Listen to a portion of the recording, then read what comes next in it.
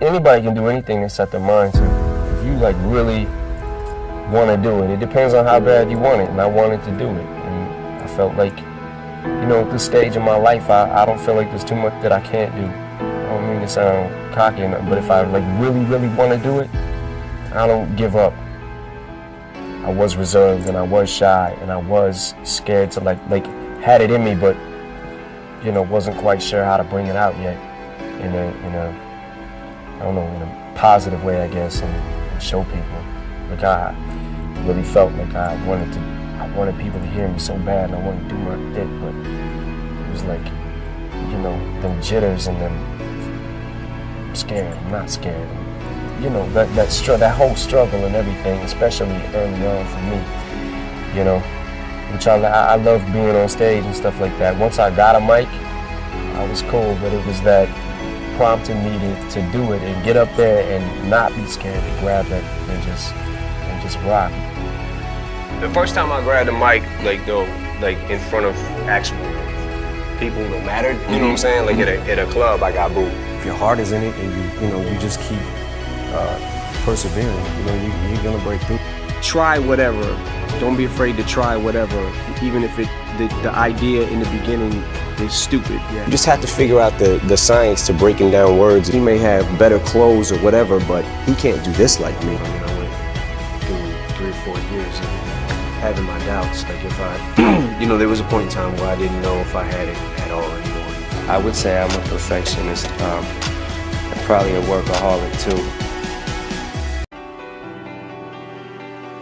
If your heart is in it and you know, you just keep persevering, you know, you're gonna break through. I mean, I don't know. I mean, it was certainly, it wasn't easy, you know what I mean? But I kept at it. You know, I got booed off stage. It was, you know, many times. I feel like anybody can do anything they set their mind to. It depends on how bad you want it, and I wanted to do it. You know, at this stage in my life, I don't feel like there's too much that I can't do. I don't mean to sound cocky or nothing, but if I like really want to do it, I don't give up that easy. Try whatever. Don't be afraid to try whatever, even if the idea in the beginning is stupid. Yeah. You know, because a lot of ideas in beginning stages, not mine, of course. Mine are just insane from the moment I think of them. Of course. But sometimes ideas, you know, they're not always the greatest. Yeah, I definitely had my doubts. I mean, I went through 3 or 4 years of having my doubts. Like if I, you know, there was a point in time where I didn't know if I had it at all anymore. I had a pretty bad case of writer's block, and I would try to put my thoughts down on paper, and it just wasn't the same. You know, nothing I did was like, felt like, you know, the earlier magic that I used to have. You know what I mean? It just felt like it was kind of gone. And by getting sober and, you know, my mind clearing up, you know, and just me being able to think again and function normally again, everything just kind of felt like it was coming back. You know? Probably tons of people that want to see me fall, want to see me go to jail or whatever. My mother probably wants to see me fall, you know, but I mean, I'm at the point now where it's like, how can I worry about any of these people and what they think? Yeah. You know, I never cared before. Why would I start caring, especially since there's more people that have opinions of me now than I ever could have even imagined. Yeah. The first time I grabbed the mic, like in front of actual people that mattered, you know what I'm saying? Like at a club, I got booed. I remember that. It was very traumatic for me. And I think I had at that point, like the 8 Mile thing was kind of, that's what I was taken from or whatever. So I just remember that being so fucking traumatic. And I think I went home like, man, I quit. And then, you know, maybe a couple days later, a week later, hour later, whatever it was, I don't know. I got the urge to like, nah, man, I gotta get up, gotta do it again. I love beats and rhymes, and I love the fact that you can express yourself in a rhyme and lay it down, and it can be therapeutic, and got it off your chest, and then you can go on to the next thing. I don't know. There's so much shit that I love about rap. Finally found something that, yeah, this kid over here, you know, he may have more chicks, like he may have better clothes or whatever, but he can't do this like me. You know what I mean? He can't write what I'm writing right now. I'm fortunate enough to be an artist who, when I'm going through something, I'm able to put it down on paper, or when I've been through something, I'm able to write about it and, you know what I mean, express it that way. Every time there's a new issue or something that comes up that needs to be addressed, that's how I explain it through my music and express myself. But it gave me a voice, it gave me an outlet, it gave me strength. Fuck, man, you know, what I just came back from, you know? Well, I definitely want to be looked at as a credible producer too. That's eventually the next level, the next step for me. I enjoy both, which is the reason that I do both. And I think, you know, hopefully the passion comes out and people can see it and feel it in the music, because I like to be involved and just behind the boards for pretty much everything from start to finish. I mean, I like both aspects, and to me, it's like a piece of work. Like each song is like you craft a song from start to finish. You know, from the beat to the lyrics to the hook to everything. You know, so I enjoy it all. I just love making music. Like when we get in the studio, like I learned so much from Dre, like, and from being around him so much.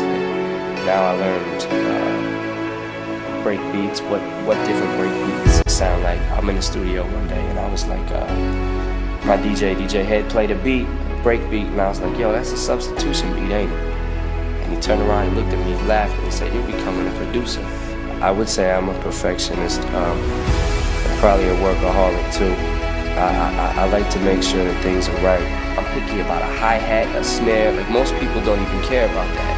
But when I first got down with Dre, I watched him do that, and I don't like that hi-hat, and I didn't know, I'm like, what the fuck is a hi-hat? I mean, I knew what a hi-hat was, but what is it supposed to, what's the difference? A hi-hat is a hi-hat. Now I know that it's not. You really gotta live it. My mind, 24/7, aside from family stuff, obviously, is constantly thinking of ways to bend words, or, you know, I may, like, if I don't got paper, I'll write it on my hand or whatever. And sometimes when I fill up the hand, then I'll transfer it to paper. You just have to figure out the science to breaking down words and try to... And do you think about this throughout the day? When you're driving along, you think about rhyming words? Yeah, all day. Yeah, I actually drive myself insane with it. I want to be able to have all these words at my disposal in my vocabulary at all times, whenever I need to pull them out. You know, somewhere they'll be stored. I studied everybody, man. I studied you, I studied fucking KRS, I studied Tretch, Naughty by Nature. I was reserved and I was shy. I had it in me, but wasn't quite sure how to bring it out yet.